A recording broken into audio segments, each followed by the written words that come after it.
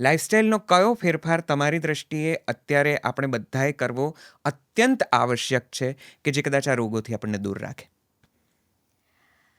Actually હું એવું કહીશ કે આ એક એવો પ્રશ્ન છે કે મારે ઘણી બધી વસ્તુ એકમાં જ સમાવી લેવાની છે. બરાબર છે? એટલે હું કંઈ સ્પેસિફિક આન્સર આપવા નથી ઈચ્છતી કે આના માટે આ લો ને આના માટે આ લો ને એવું કંઈ જ નહીં.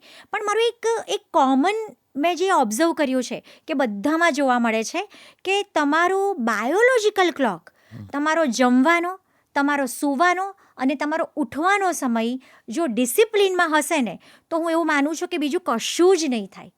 સિમ્પલ, મારે એક જ વાક્ય કહેવાનું હોય ને, તો હું ખાલી ફક્ત એવું જ કહીશ કે મેન્ટેન યોર બાયોલોજિકલ ક્લોક.